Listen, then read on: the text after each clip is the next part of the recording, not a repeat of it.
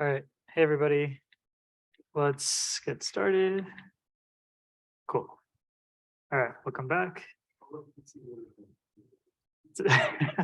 Nice. Today we will finish up classification. We'll actually go through how we build that nearest neighbor classifier. And then today will actually probably be the last time that we do a notebook demo and lecture.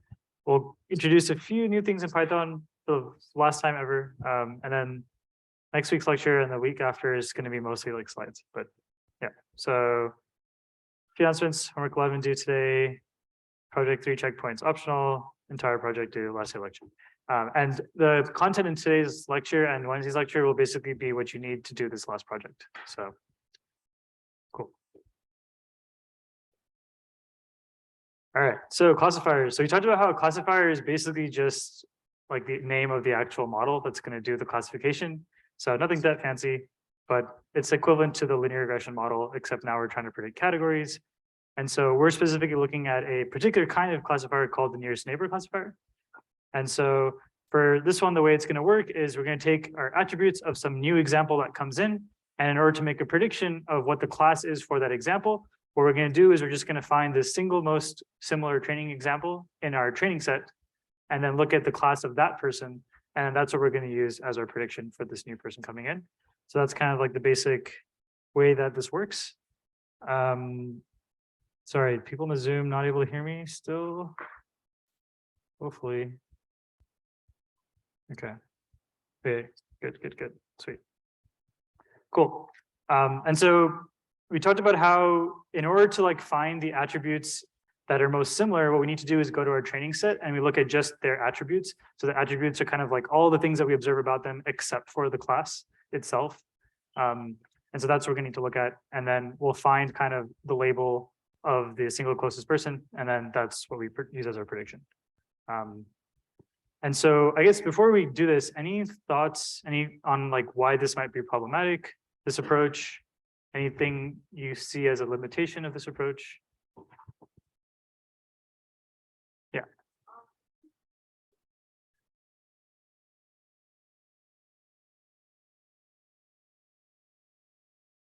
Yeah, so you might have an issue where you have like two people that are like really close. Like let's say your example comes in and like you have two neighbors that are like very, very close. They both have like opposite classes. And so if you're just picking like the single closest one, just by chance, you might pick like the wrong class or something like that. Like it may not be totally, clear which one is like the better one. Like, yeah, you're picking the closest one, but like maybe it's not the right choice.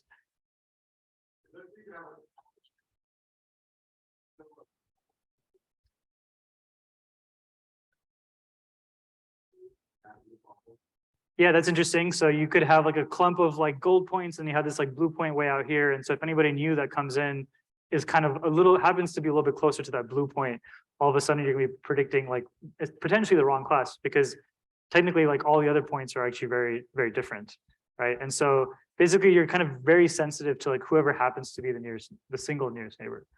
So there's some limitations for that. And so we'll go through how we can actually improve on that, but that's kind of, how the most basic form of a classifier. And then, so today what we'll do is we will actually try to use a larger set of neighbors, not just looking at the single closest person, but looking at like several people nearby. And that's essentially what we did when we first did the regression example. So we said, when we were trying to predict like the child height of somebody based on their parent height, we didn't just go and find like the single person in the data set who had the same exact child height. We looked at an interval, right? And so when we did an interval, we saw several people who had a similar parent height and then looked at their average value. And then that's how we came up with the child height. So we'll try to do the same thing here. Instead of just looking at the single closest person, let's try to look at sort of like an interval or a neighborhood around this point, and then look at the outcomes of those people. All right, so that's basically what we're gonna do.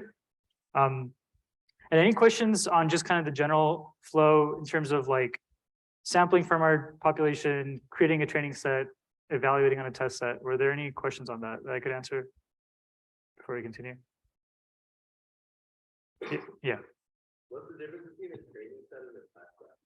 Yeah, so the training set's what we use to actually build the model. So in this case, like if you're building a nearest neighbor classifier, building the model basically means like just who are we going to reference in terms of our neighbors? Like who are we going to consider in terms of neighbors? That's always going to come from the training set.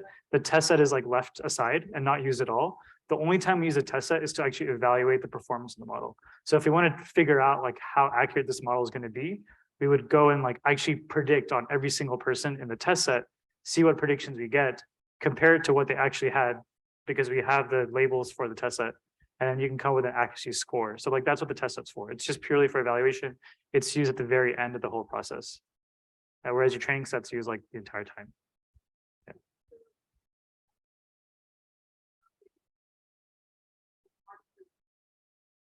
Yeah, usually the training set and test set come from the same set of data. So usually you'll go and like sample like 1,000 people and then like split it up. 700 are like in my training set, 300 in the test set.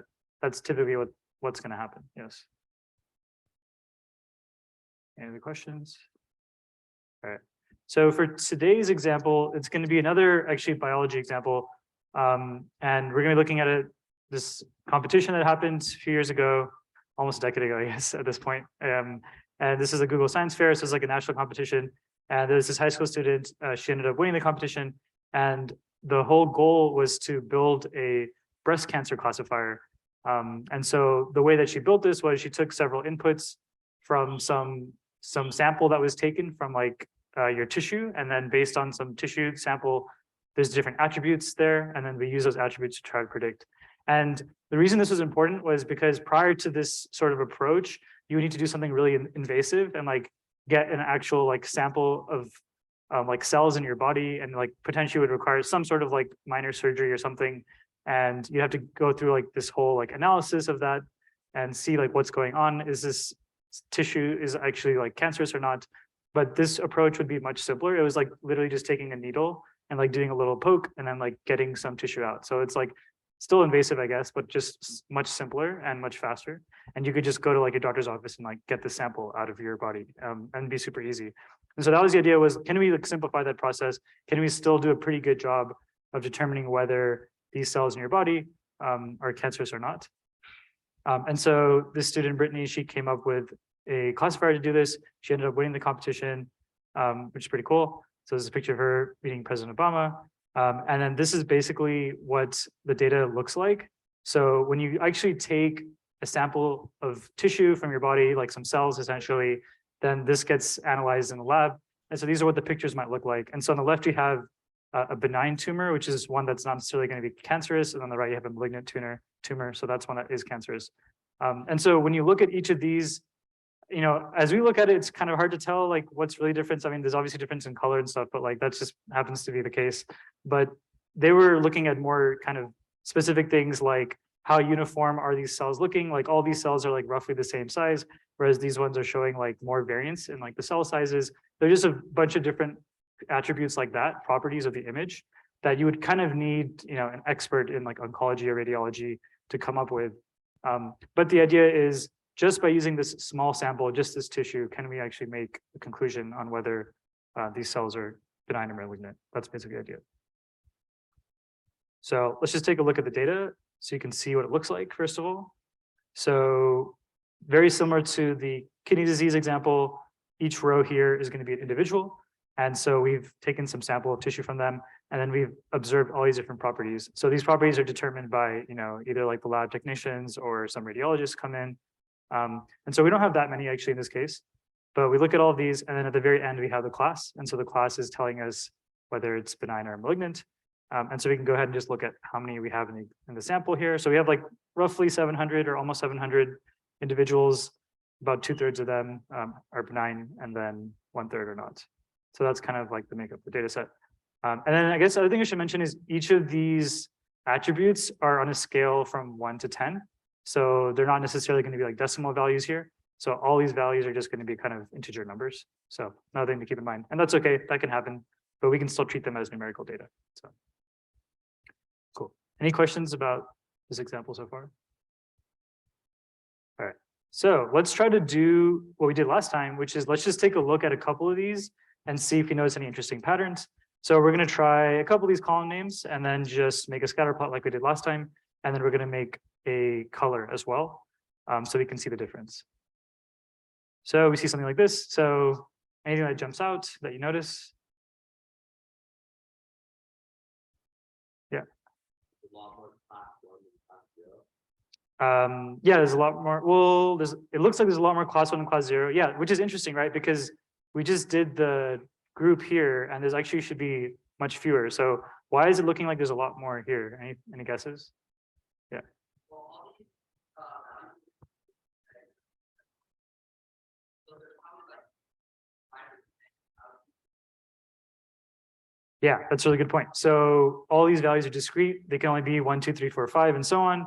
And so what that means is you're going to have a lot of repeated values. And so, this point over here, there might actually be like several points there. And for example, these points over here might have like a lot of points. And so it's a little bit hard to tell with this graph because they're just all being put on top of each other. So one way to kind of get around that, there's a lot of ways to do it, but one way that what we're going to do is we're going to add some noise to every single point on the scatter plot. So just randomly move it up or down or left or right, just a little bit. And each one is going to be randomly done this way. And so they'll all move out a little bit. And so they'll give you a better sense of how much data is actually there. So it's kind of cool. And I should clarify, we're only doing this for visualization purposes. So you do not want to use this data to actually do the classification because you're adding noise, but it helps with visualization. And so now it's a little bit easier to see. We can zoom in a little bit. And it's a little bit easier to tell. So we can see there's clearly like a lot of data over here, which is what we expected. We should be seeing more blue points. And then you can see there's also some points of overlap. So it's like a little bit easier to tell here. And so for this kind of example, do you think you'd want to use the scatter plot to make predictions based on what we talked about last time? Yes, no, maybe, yeah.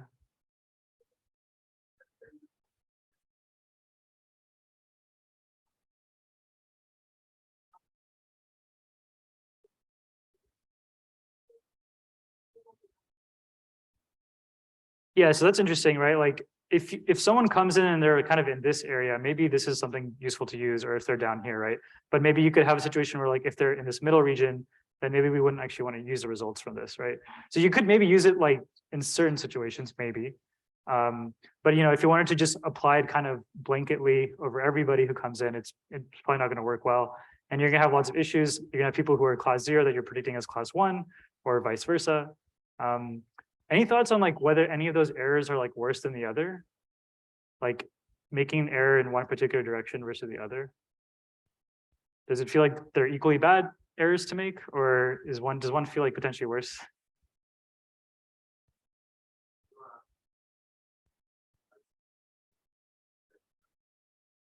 Yeah. So I mean, if it's there's two different ways, right? So one is like you don't have cancer, and we say you do, which is like, okay, we're maybe alarming you when we don't need to. But the other way is actually a lot worse because like you have cancer and we say you don't have it and you're good. Like that's really bad. You don't want to do that, right? So there's like certain directions, like false positive versus false negative. Sometimes depending on the problem, one's a lot worse than another. Usually false negatives are like really bad because you're missing like something that's really problematic. You don't want to do that. So it's interesting, right? And so you have like these different trade-offs. But this is kind of what we're limited to here. And so we talked about how last time, if you see a situation like this where you're still having a lot of overlap when you're looking at just two variables, something that we can try to do often is we can try to add another dimension. So that's what we did that 3-dimensional plot, right? And so we're talking about how like these things are really overlapping, but then if you do it like with a third dimension and there's a third variable, then we can actually maybe see a separation, right? Now, sometimes that also doesn't work. So you might go to 3 dimensions and you still have overlap in that case. And so any thoughts on what we can do there? Let's say we went to 3 dimensions and like we're still seeing a lot of overlap. We're still not really feeling like we can make a good prediction. Any thoughts on like what we could try to do there? Yeah. 4 dimensions. Oh, yeah. Yeah. So we can try to do 4 dimensions, right? But it's like, how would we even visualize that? Seems really difficult. So it's kind of tricky. And basically what we're going to have to do is just come up with a way to tell like how far apart things are, and then just trust the math for that without actually visualizing it. So there's like some limits there. So like, I'm not sure how you would even visualize like a 4-dimensional plot, especially when you have so much numerical data. So, we're not going to actually try to go that route, but we will try to use more dimensions. So that's the key. We still want to use more. We may not be able to visualize, but as long as we have a way to work in more dimensions, then we're good. And so if we just go back to like the 2-dimensional case, fundamentally what we would do is, let's say someone new came in over here, let's say, and we wanted to find like the single closest neighbor to them. So what would you put for this one? 0 or 1? If someone's here at 2, 8, you can just put your hand up. So like 0 or 1. What's like the closest one?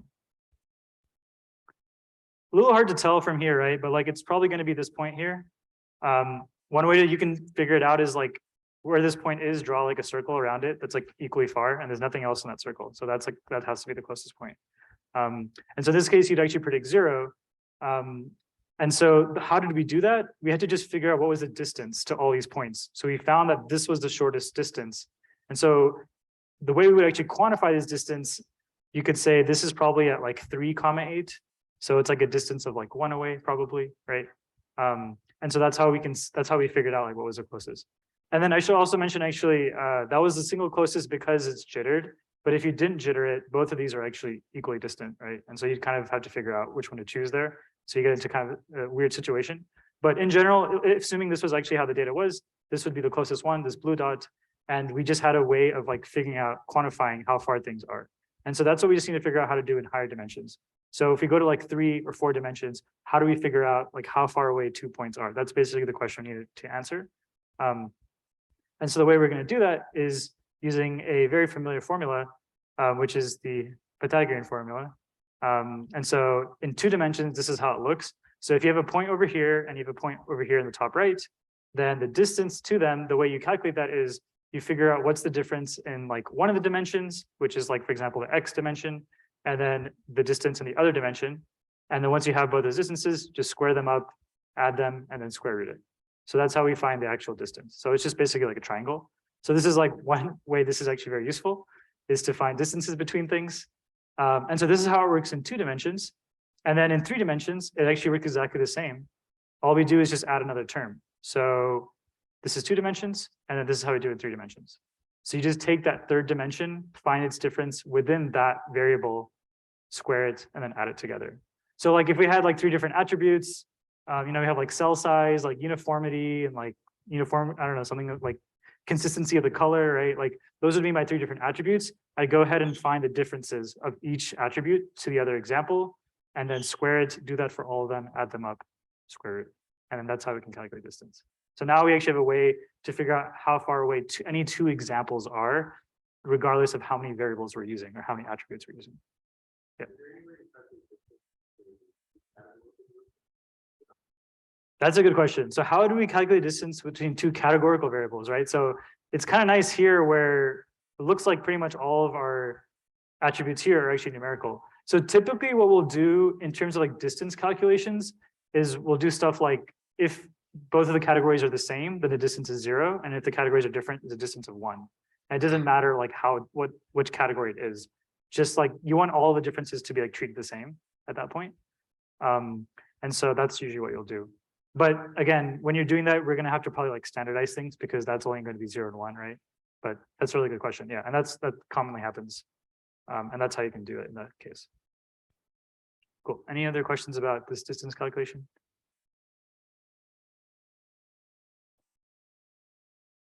Cool. Does this work for more than 3 attributes? Yeah, it does. So if however many you have, you just kind of do the same math. So you could have like 5 terms if you're doing like in a 5-dimensional space.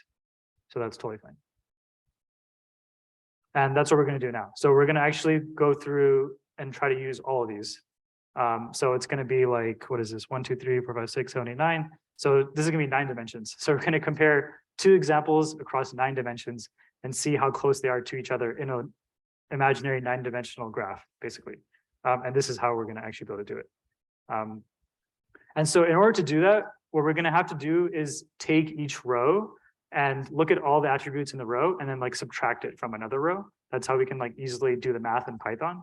And so there's a little bit of some new Python that we'll have to do here. It's not very new, but just a little bit of it is going to be a recap on like how rows actually work.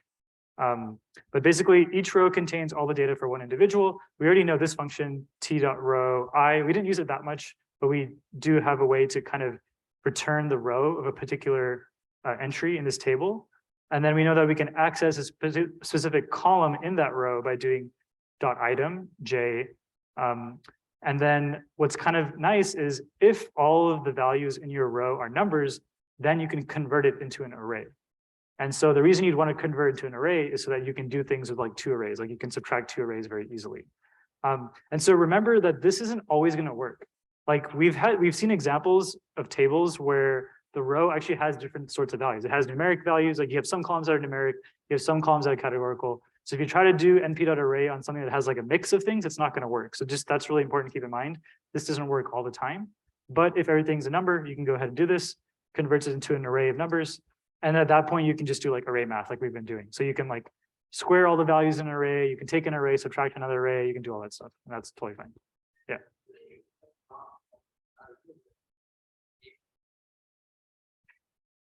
Yeah. So if you wanted to actually do this and you wanted to like ignore the categories, you could just like drop the columns and then do the np.array. Yeah, that's totally fine. And that's the right solution. Yeah. And then one thing that we'll do is we can write for loops a little bit more efficiently when you have all of the rows of your table. You can actually iterate over every row. It's kind of cool. It's just like a replacement for doing like I and np.arange and then grabbing row I. Instead of writing all of that, you can just write for row in t.rows. And so that's just going to do a for loop and like iterate through every row. And so in every iteration of the for loop, it will assign the row for that particular iteration into this value row. That's pretty much all it's going to do. And then lastly, you can also exclude a particular row. So this is very similar to like dropping a column. You can do this as well. And so this is something we'll do today as well. All right. So mostly like these last few bullets are kind of the new parts, but we'll use them in practice and you'll see like how it works. Cool. So let's see how we can actually make this distance function and then how we can actually apply it. So firstly, what we're going to do is make a distance function, and we're just going to do it according to the formula. So if we have kind of two arrays, so let's say our data is already in an array format. So let me add a few rows so you can just see this. So if your data is already in array format, in order to calculate the distance between the two arrays, all we do is just subtract them from each other. So that's doing the pairwise subtraction. Then we will go ahead and square everything. So square the differences, then finally sum it, and then finally take the square root. So this should hopefully look like kind of familiar to how we did like MSE and standard deviation. So it's like all kind of similar. But here, all we're really doing is just like taking that square root formula and putting it into Python. And the reason it's so nice and simple like this is because it's an array. So we don't have to worry about doing like the first thing minus the first thing, the second thing minus the second thing. This just does the whole array minus the other array, square each one individually, and then add them together and square the result. All right. So that's how we can make a function to help us calculate distance. So we'll go ahead and run this. And then our data is actually going to be in rows. So we just need a function to calculate the distance of the rows. And for that, it's just one extra step. So if I have some row and some other row, I first need to just convert them into arrays, and then I can just pass them into our distance function. All right, so this is how we can now calculate distance between rows. So now we at least have a way to calculate distance between two rows. And so we can go ahead and actually try this out. So let's go ahead and run this. And I'm going to just take the same table, but remove the class column because I want to create distances between people without looking at the class, because like that shouldn't be considered as an attribute. And so, for example, if I wanted to see the difference between like these first two rows, we could go ahead and do this, and we get a distance of 11.87. All right. So this might seem a little bit weird. Like, why is this distance so large? None of these are like so far apart. But because we're summing and squaring things up, it's not an average. You're summing and squaring all the distances. And so that's why you're going to get something that's like larger than any individual difference here, right? And so this is basically how we can interpret it. We can also try it on like the first row and the third row. So this would be like row 0 and row 2. You can do that as well. And you can even do the distance of a row to itself. So what should this be if we run this? The row distance of something to itself should be 0, right? So let's try it. Good. All right, so this is a good thing to check just to make sure your code's actually working properly. So cool. So we have a way to now find how far apart two things are. So this is pretty cool. And so even though we're working this like 9-dimensional space, we have no way to how to actually visualize this, but we can at least tell that, like, for example, row 1 is closer to row 3 than it is to row 2. And if you just look at the numbers, you can tell too. Like row 1, the first like 5, 6, 7, like 6 entries are like exactly the same. Our first 5 entries are exactly the same as this row, right? And then these are also pretty much, actually it's pretty much all the same except for just this one. And so that's why the distance is like really, really close. Whereas these other ones aren't as close. Cool. Any questions?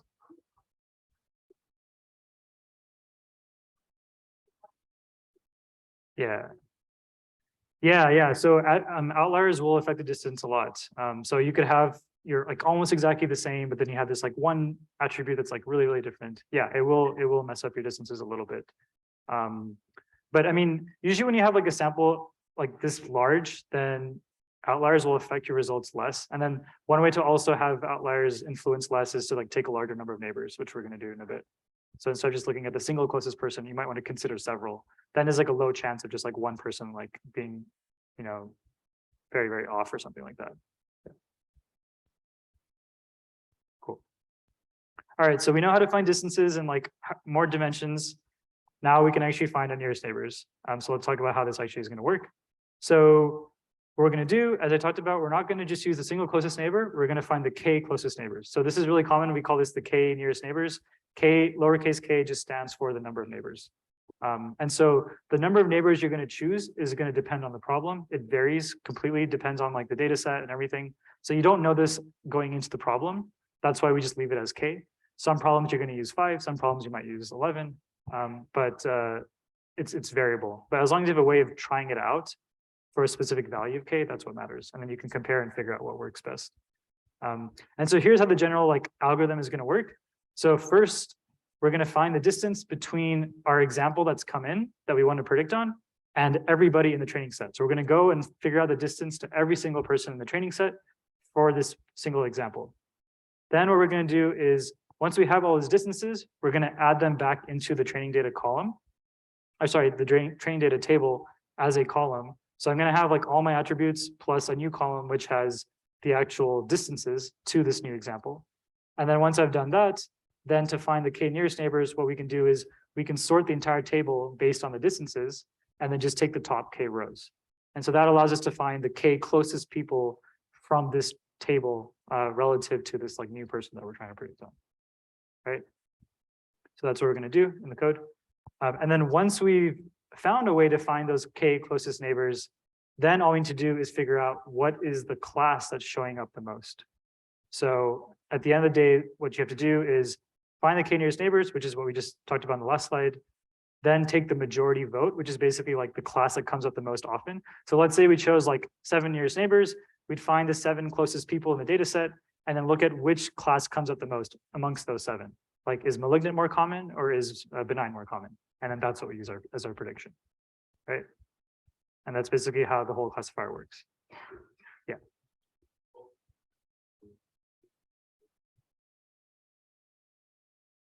Yes, that's a really good point. So we do all these steps just for the training data. So when you're going back here, find the distance. This is you're only finding the distance to everybody in the training set. Test set is like left aside. We're not worrying about that right now. Would it be more effective if you weighted the majority vote? So points that are closest to your point would have a larger say in which the classification is set. Yeah, that's a really good point. So you could like weight the examples. So right now, if you're just doing like the majority vote, you're kind of considering everybody the same. In reality, if you wanted to make this like even more robust, maybe you'd want to weight the people who are closer to you within your set of neighbors, right? You might have like 6 neighbors or 5 neighbors that are really close and then 2 that are really far. They still happen to be the next 2 closest after the 5, but they're just really far. Like maybe you don't want to weigh them as much. So there's like things you can do to make it more interesting.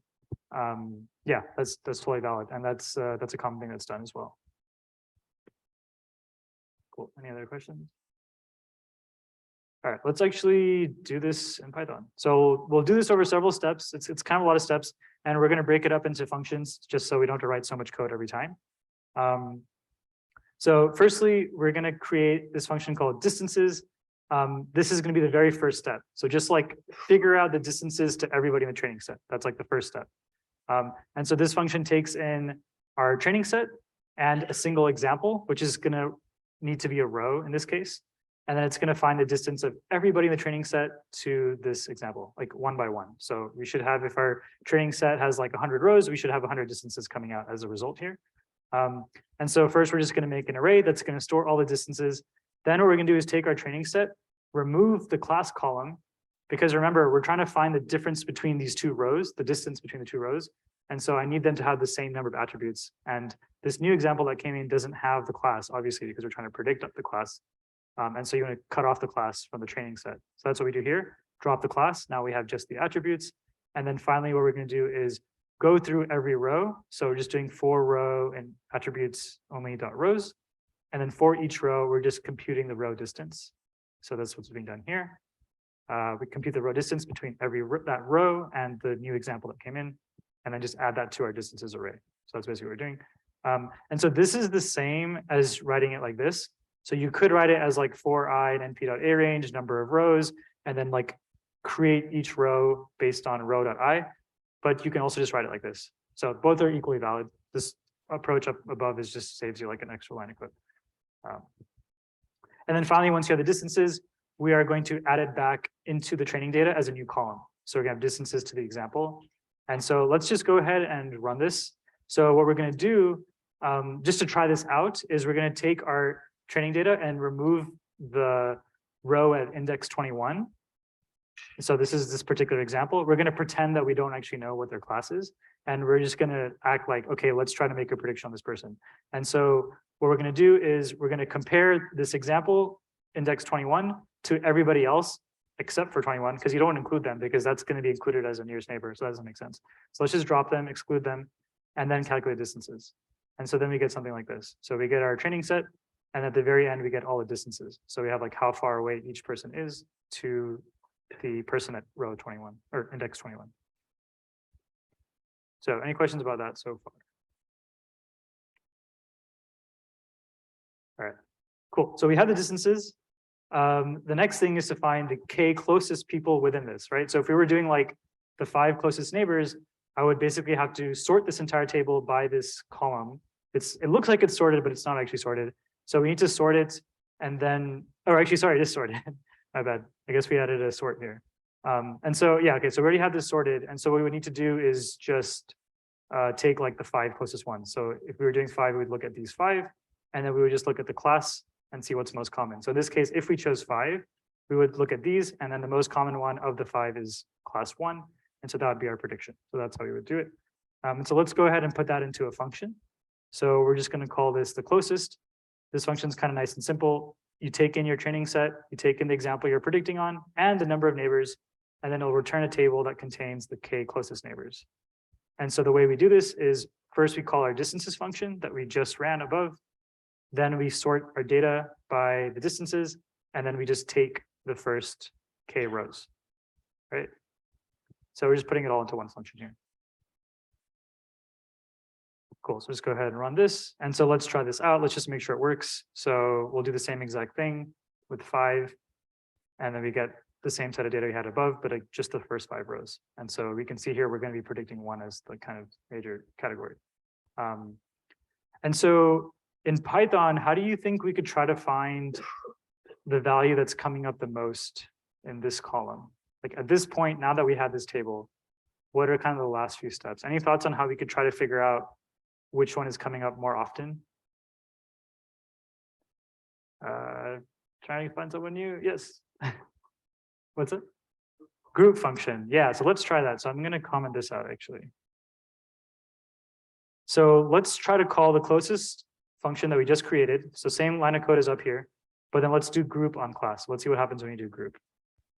So when we do group, we see that the 0 class comes up once, the number 1 class comes up 4 times. So now we have a summary, a nice summary of like how often each class is coming up within our nearest neighbors.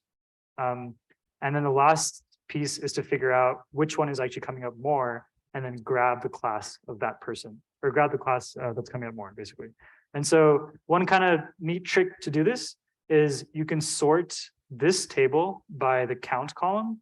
And then once you do that, you can sort it by like descending. So you'll have the one that's more often coming up. So let's actually do that first, so you can see what happens. So if we do this, now this gets sorted. So no matter like what I chose for this, no matter what example I did, this should bubble up the one that's most common. Like we can actually try this. Let's actually do this just so you can see. So let's say that instead of 21, I want to just try like someone else. So we could try like 25, do the same thing. Okay, well, there's only, everybody had the same one there. Let's try another one. 31. Oh, come on, really? Okay, sorry. Okay, here we go. So here's another example. This one was also 4-to-1 ratio. But in general, like this line of code here will guarantee that this first row is the category that's coming up more often because we're sorting by count.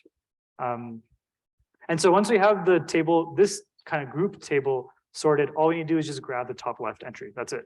And then that's our prediction, right? So we sorted this. We know this is the most common row. Now we just got to take this thing. That's our prediction. And so that's what we're going to do finally in our last function, which is to find the majority class. So assuming we have the top k nearest neighbors, let's assume that's in a table for us already. All we do is group that by the class, which gives us something that looks like this. Then we sort that table by the count such that it's descending. So the most popular one is going to be at the top.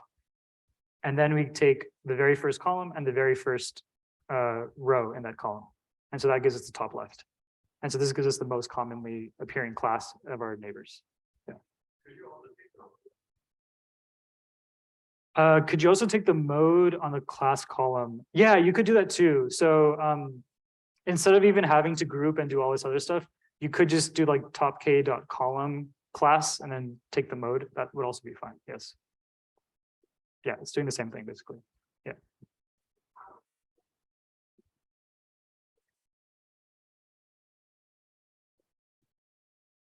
Yeah, that's a really good point. And it's actually related to a question someone asked last time too. So like, what do you do if like the class is like 3 and 2? Like there's like 3 zeros and 2 ones. So it's like really, really close. It's like almost like a tiebreaker, right? Like, what do you want to do in that case?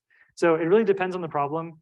And I think in this case, it would also depend on the direction of those ratios too, right? We talked about how it's like much worse to say that someone like doesn't have cancer when they actually do. And so, you know, depending on like the ratio, the direction it's in, maybe you'd like overrule it potentially. And one way to avoid this happening too often is like just choose a larger number of neighbors. So you could choose like 11 neighbors or something like that. Then you're less likely to have like a sort of close to even split. But that's a good way to just quantify like how close this is to a decision boundary actually. So someone actually asked it last time, which is like, we could see that decision boundary at the end of last lecture where you can see like where it flips over. But when you have like 9 dimensions, we have no way to actually visualize the decision boundary. So how do we know like, is this a prediction that's actually like super close to decision boundary, or is it a very clear prediction? This is one way you can tell like what is the ratio of the classes amongst your neighbors. If they're really close to each other, like in this case, it's pretty clear it's like a lot more ones and zeros, but if they were like a lot closer, then maybe you might want to just like choose like the safer option, which is like maybe we just need to get more data, right? But yeah, that's kind of how we could treat that. Yeah.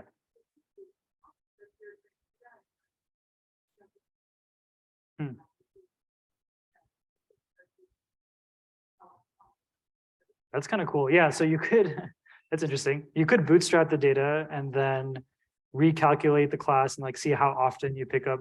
That would give you some sense of the variability. Yeah, that's a good point. So like in that kind of a situation where it's a 2-3 split, you might find that sometimes it's like a 3-2 split and it moves around and so like this is very noisy. But that's really interesting. Yeah, that would be that way to put sort of like a confidence interval almost around your prediction. Yeah, that's cool. Yeah, good questions. Just checking the chat. Since the class value is either 0 or 1, can we calculate the average and then judge based on if the average is above or below 0.5? That's great. Yes, you can do that too. So instead of calculating the mode, you could actually just take the average of your class column. So let's go back up here. If I take the average of this column, I'm going to get 0.8 because it's 4 out of 5. And so that's above 0.5. And so that means I should predict 1. That's another clever way to do it mathematically. Instead of looking at the mode, just take the average of the column. If it's above 0.5, you have more ones than zeros. So yeah, that's a nice trick too. Cool. All right, so let's actually put this all into a function, and then let's put this all into one function, which we're just going to call classify. And so what this is going to do is straight from the top, we put in our training set, we put in the new example, the number of neighbors. It's going to go ahead and call our closest function to find the k closest neighbors. Once we have them, it's going to call the majority class function to find the majority class among the neighbors. And so now this function is like nice and simple, like one line of code basically, because we did all the other work within these functions already. And so now this is nice and easy. And now we can go ahead and just call this whole thing on our example. I changed the example, so let me just make sure I bring it back to what it should be. So there should be 21. And so here we get 1, which is what we expected. 4 ones, 1 0, so it should be 1. And so let's go ahead and see what the prediction actually was, or actually what's not what the prediction was. What was the actual outcome? Because we know the actual outcome. So in this case, they did have one as a class. So we got the prediction right. So that's kind of cool. And so we can go ahead and like try this on some other examples. So let's try like row at index 10, we predict 0. Let's look at the actual outcome. We go over here, we got actually 0. We can try it again. Another person, row index 15, prediction 0. Go ahead and look at them. In this case, class is 1. So we got this person wrong. So in general, you can kind of evaluate the accuracy because this person was from the training set. So we can actually like figure out what their actual class was, and we can actually evaluate whether this is correct or not. And so just a kind of recap of the steps here for this algorithm, basically we had our distance function, which lets us find the distance between any two arrays. Then we created a row distance function, which lets us find the distance between any two rows, because that's really what our data set's going to be in originally. Then we created a distances function that takes in the entire training set. And an example returns a table of all of the training set plus a new column that has the distances. Finally, we found the closest examples in our data set. And then lastly, we found the majority class within that. And then we just wrap this all up into one function called classifier. Cool. So any questions about this whole process or the code itself? I know we went through that like a little fast. Yeah. Yes, that is the best question to ask right now. What is the number of nearest neighbors to look at? So let's see how we would actually do this. How do we evaluate? How do we decide? So firstly, the accuracy of the classifier on our data set is really just going to be the proportion of examples that are going to be labeled correctly. So like if you're thinking about the population, the accuracy of this classifier in the population would be like, if we went to the entire population, ran it on everybody, what percent of the time do we actually get the right label? That's a way that we could quantify the accuracy of this classifier. And so we need to compare the predictions to the true labels. We obviously don't have the true labels of the entire population, so we can't quite do that. And that's now finally where the test set comes in. So we had that test set, we had set it aside at the beginning. Now we bring it back. We have all of these fresh examples that have not been like touched at all by our algorithm. And they also have the results. We know the labels for all of them. And so now we can just go ahead and like run the classifier on the test set and then see what happens. And that's how we can actually evaluate. So let's go ahead and actually do this. So let's just do an example. So we're going to take, here we have about 700 people. So we're going to split this up. So we're going to take, first we're going to sample the entire data set. So we're just going to like shuffle it up. Then we're going to take the first 350-ish rows, assign that to the training set, take the rest of the rows and assign it to the test set. So that's how we're going to split it up. So we're just doing a random split here. And then finally, we're going to evaluate the accuracy between the two. So what this function is going to do is it's going to take our test set, drop the class. So we're going to like pretend that we don't know the class for a second. Let's just drop it. Then what we're going to do is for everybody in the test set, we are going to go ahead and classify the prediction for that particular row in the test set. So this is going through every row in the test set, do a prediction on them based on like the nearest neighbors in the training data. And then what we're going to do is compare whether our classification is actually equal to the result. So the class of the test example. So we're going to check whether the prediction is correct. And then if it's correct, basically this will evaluate to like 1 or 0, whether it's correct or not. And if it's correct, we just increase the value of this variable called num correct. At the very end, we just look at what is the value of this variable divided by the total number of rows in the test set. So that's like the general approach. And so let's just go ahead and run this. And so we can actually try this out with a few different values of k now.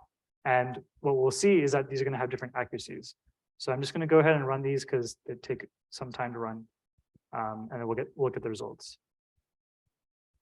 So any questions about this function? Yeah. What's a desirable accuracy rate? Yeah, that also depends on the domain you're working in, I guess. So, you know, like if I was a data scientist, I'd go to like the domain experts in this field and like see like what accuracy do you guys desire? What's like the current baseline for the methods you're using? You know, how low accuracy would you be willing to accept given the cost savings we're going to provide you here with this new method? So there's a lot of context, but that's a really important question. Yeah.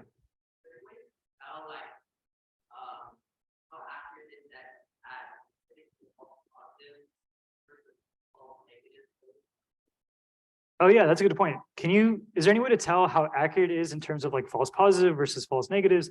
Yeah, you could totally do that. So in this case, we're like just doing everything with this single number, num correct.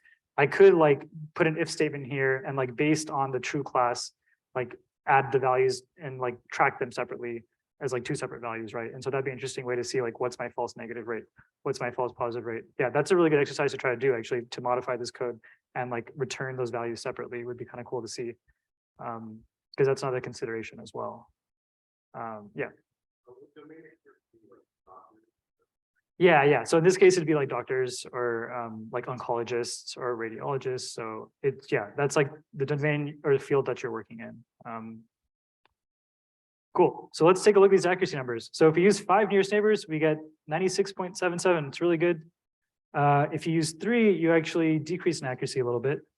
And then what's also interesting is if you use 11, which is more neighbors, you also decrease in accuracy. And then if you just use 1 neighbor, it's also still pretty good. It's worse than all of these, but it's pretty close. 96.2%. That's not bad. And so it's kind of interesting to see this like trade-off. Like if you start at 1, you go up to 3, you go up to 5, but then at a certain point you keep going up and then it actually gets worse. And you could try this again on your own computer with like 15 or 17, like just play around with it and see what happens. But it turns out that like increasing the number of neighbors at a certain point like stops helping and actually makes your model worse.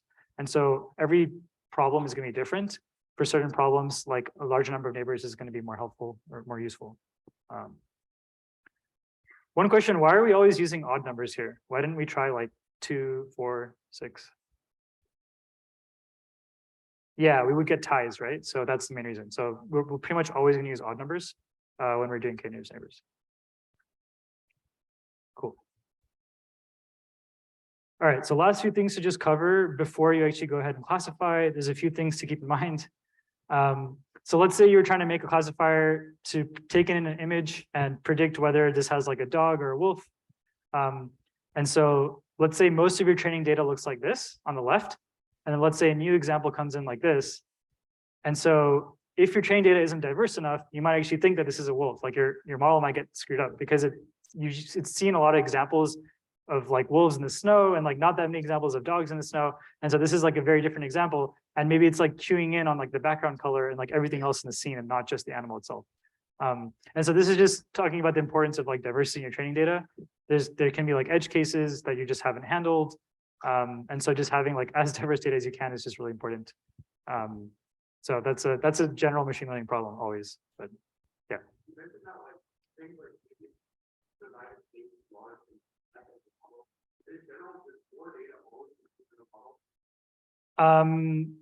So more training data almost always will lead to a better model. So more rows will help, but using more columns doesn't necessarily help. Yeah, so that's a distinction there, but that's a really good question. Yep. Cool. So starting with representative sample, very, very important. And then you also want like both your test and training sets to accurately represent the population. The easiest way to do that is just take a really big sample and like randomly split it up. Whoops, sorry. And then overfitting is what happens when a classifier does really well on your training set, but it doesn't do as well on your test set. So you'll notice for our evaluation, we went through and evaluated the accuracy for everybody in the test set. We didn't go and evaluate the accuracy on the training set. That is something you also want to do as well, just to make sure things are working. And in actual practice, you'll be tracking like both of these metrics because you actually want both of them to be really good. But you don't want to get into a situation where your model is like doing perfectly on your training set and then it does a really bad job on the test set. If that happens, that's called overfitting. So it's like overfitting to your data. It's like too specific to the sample that you got. So you want to avoid that. And that's what the test set helps us do. All right, and this is really important. This is like one of the most complicated things in machine learning is like avoiding this from happening. And generally when you add more columns, when you add more attributes, that makes it more likely that you're going to overfit. And so oftentimes we'll try to pare back variables and remove ones that we feel like aren't really helping. And then the last thing to just mention is standardization. So we touched on this a little bit last time, but when you're calculating distances between things, numbers are on different scales, and so distances can have different values. So for example, let's look at just hemoglobin and white blood cell count. If you compare like this row to this row, the hemoglobin is really close. It's just like 10% off, but the white blood cell count is like quite large, the difference, right? And then if you similarly compare on the other hand, if you compare like this row, second row, and the fourth row, the blood cell counts are very similar, but the hemoglobin is actually like twice as large, right? And so like that might be lost because if you're just using distance like this, these two are really close, and white blood cell count is going to contribute most to the distance. And so like you won't catch that, like these two are really far apart. And so the solution is to standardize your data. So just make everything standardized, make everything average 0, standard deviation 1, and then now you can actually compute distances properly.